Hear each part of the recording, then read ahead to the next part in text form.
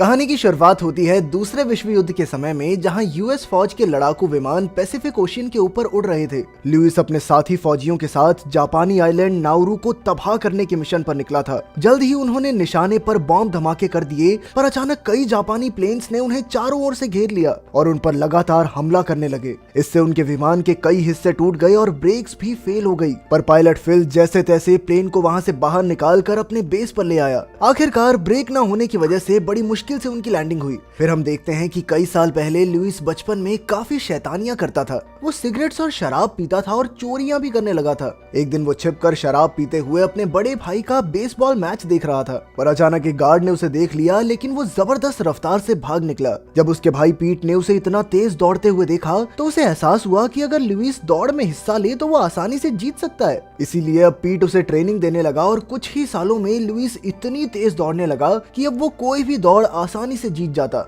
इस वजह से वो तूफान के नाम से मशहूर हो गया। एक बार तो उसने 1.5 किलोमीटर की दौड़ सिर्फ 4 मिनट में पूरी करके देश के सभी स्कूल्स का रिकॉर्ड तोड़ दिया। इसी वजह से लुइस को अमेरिका की तरफ से 1936 के बर्ली ओलंपिक्स में जाने का मौका मिला। जाने से पहले उसने अपने भाई को गले लगाकर उसका शुक्रिया अदा किया। जाते हुए पीट ने उसे समझाया कि एक पल का दर्द उसे जिंदगी भर की शोहरत दिला सकता है। इसके बाद दौड़ का दिन आया, जहां लुइस 5000 मीटर की रेस में हिस्सा ले रहा था। उसका पूरा परिवार रेडियो पर दौड़ के समाचार सुन रहा था, मगर जल्द ही कई मजबूत खिलाड़ियों ने लुइस को पीछे छोड़ दिया। पर लुइस भी पूरा जोर लगाकर दौड़ा और कई खिलाड़ियों से आगे निकल गया, मगर आखिरकार उसने 8वें नंबर पर दौड़ खत्म की। अब उसने अगले ओलंपिक्स जो 1940 में टोक्यो में होने वाले थे, उनमें गोल्ड मेडल जीतने का फैसला किया। मगर जल्द ही दूसरे विश्व युद्ध के शुरू होने से उसका सपना चकनाचूर हो गया। वर्तमान समय में प्लेन लैंड करने के बाद फिल ने भगवान का शुक्रिया अदा किया तो लुइस ने कहा कि उसे भगवान पर यकीन नहीं है। खैर, अगले दिन से ही लुइस दौड़ने की ट्रेनिंग में लग गया और उसकी रफ्तार देखकर उसके सभी साथी भी हैरान रह गए।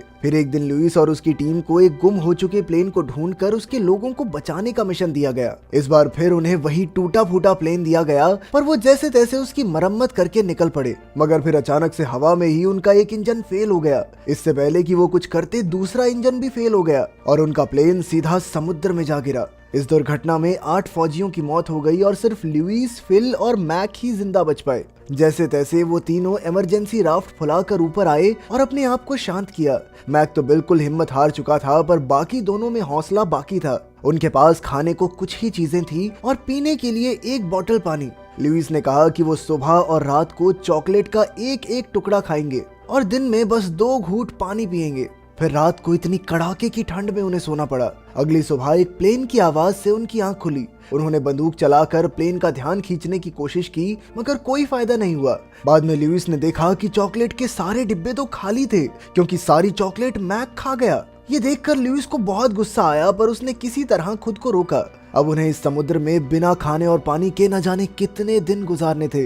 तभी अचानक एक पंछी उनकी कश्ती पर आकर बैठ गया और ये भूखे फौजी एकदम से उस पर झपट पड़े। उन्होंने इस पंछी को खाकर अपनी भूख शांत की, पर जल्द ही उन तीनों को उल्टी आ गई। इसके बाद उन्होंने पंछी के मांस को पानी में डालकर मछलियां पकड़ने का फैसला किया। जल्द ही उन्हें एक मछली मिली और सबने मिलकर उसे खाया, मगर धीरे धीरे उनकी हालत बिगड़ती जा रही थी। अचानक एक रात समुद्र में जोरदार तूफान आया और उन्हें लगा कि ये उनकी जिंदगी की आखिरी रात हो गई।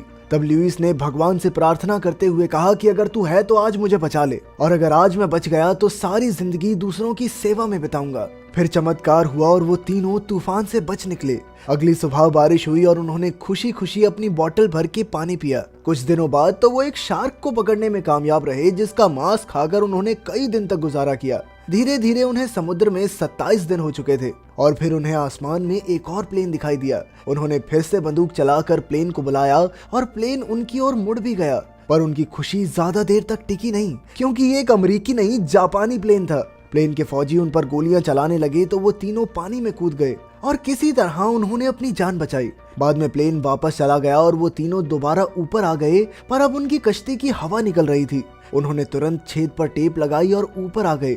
धीरे धीरे समय बीतने लगा और वो तीनों इस छोटी सी कश्ती में सिमट कर बैठे थे। अब उन्हें समुद्र में फंसे हुए 40 दिन पूरे हो चुके थे। मैक की हालत काफी खराब थी और जल्द ही भूख की वजह से उसकी मौत हो गई। लुइस और फिल ने दुखी मन से उसकी लाश को ढका और उसे पानी में बहा दिया। इसके बाद वो भी जैसे तैसे दिन काटने लगे, पर अब उनकी हालत इतनी खराब हो चुकी थी कि अब वो बोल भी नहीं पा रहे थे।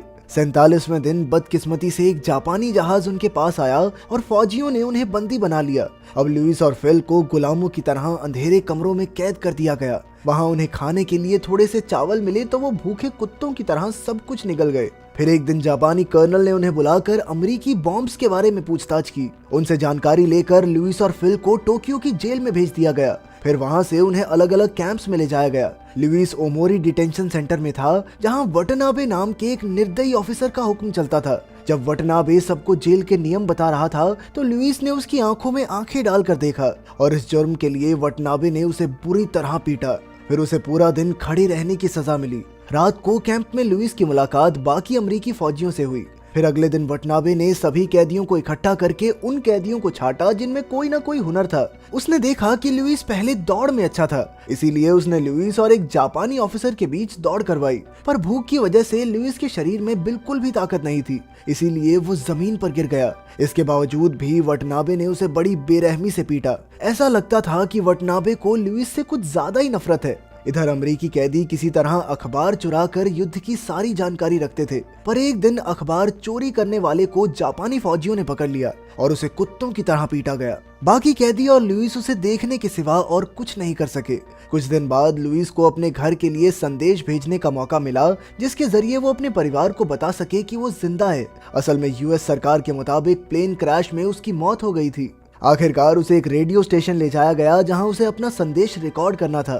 साथ ही लुइस पर यह झूठ बोलने का दबाव बनाया गया कि यहाँ उस पर कोई अत्याचार नहीं हो रहा, ताकि अमेरिकी सरकार पर जापानी कैदियों को ढंग से रखने का दबाव बन सके। इसके बाद लुइस को काफी समय बाद अच्छा खाना खाने को मिला, मगर इसके बाद जापानी ऑफिसर्स ने उसे अमेरिका के खिलाफ भाषण देने को कहा। इसके बदले उसे जापान में एक अच्छी जिंदगी बिताने का लालच दिया गया। पर लुइस अपने देश के साथ गद्दारी करने को हरगिज तैयार नहीं था, इसीलिए उसे वापस जेल कैंप में भेज दिया गया। जब वो लौटा तो वटनाबे ने कहा कि लुइस भी उसकी तरह ताकतवर है और अगर वो युद्ध में ना होते तो शायद बहुत अच्छे दोस्त होते। पर क्योंकि लुइस ने ऑफिसर्स की बात नहीं मानी, इसलिए वटनाबे ने सभी कैदियों को लुइस के मुंह पर मुक्का मारने का हुक्म दिया। ये सजा पूरा दिन जारी रही और अंत में लुइस का चेहरा बुरी तरह जख्मी हो गया। फिर एक दिन ऑफिसर्स के मनोरंजन के लिए कैदियों को सिंड्रेला नाटक करने का हुक्म मिला। इस दौरान वटनाबे ने लुइस को बताया कि अब वो सार्जेंट बन गया है, इसीलिए कल वो ओमारी डिटेंशन सेंटर से जा रहा है। उसने लुइस से कहा कि मुझे बधाई दो, लेकिन लुइस एकदम शांत रहा। वटनाबे के जाने के बाद कैदियों की जिंदगी काफी बेहतर हो गई, लेकिन ये सब ज्यादा दिनों तक नहीं चला। अचानक एक दिन दूसरे देशों ने साथ के शहर पर बॉम्ब धमाके कर दिए, जिस वजह से सभी कैदियों को नाइत्सु कैंप भेज दिया गया। वहां पहुंचकर लुइस ने देखा कि यहाँ का ऑफिसर कोई और नहीं बल्कि वटनाबे ही था और वटनाबे को देखते ही उसे वहीं चक्कर आ गए। वटनाबे ने फिर से भाषण दिया और बिना वजह लुइस को मारा। लुइस से कुछ ज्यादा ही प्यार है भाई से। अगले दिन से सभी कैदियों को कोयले के बड़े बड़े बैग्स जहाज में चढ़ाने की सजा मिली। इन बैग्स का वजन और भूख प्यास के चलते कई कैदी बेहोश होकर पुल से नीचे गिरकर मारे गए। एक दिन लुइस बहुत ज्यादा थकावट की वजह से जमीन पर लेट गया, तो फौजी उसे पकड़कर वटनाबे के पास ले आए। तब वटनाबे ने उसे अपने सर पर भारी भरकम लकड़ी उठाने की सजा दी और अगर उसने लकड़ी गिराई तो उसे गोली मार दी जाएगी। बेचारा लुइस मरने की हालत में भी जैसे तैसे लकड़ी को उठाए खड़ा रहा। सभी कैदी उसका जज्बा देखकर हैरान रह गए और धीरे धीरे लुइस की जीत के नारे लगाने लगे। ये सुनकर लुइस का जोश और बढ़ गया और उसने वटनाबे की आंखों में आंखें डालकर लकड़ी और ऊंची उठा दी। ये देखकर वटनाबे गुस्से से तिलमिला उठा और उसने लुइस को खूब पीटा। अगली सुबह एक जापानी ऑफिसर ने ऐलान किया कि युद्ध खत्म हो चुका है और उसने सभी कैदियों को पास की ही एक नदी में नहाकर आने को कहा।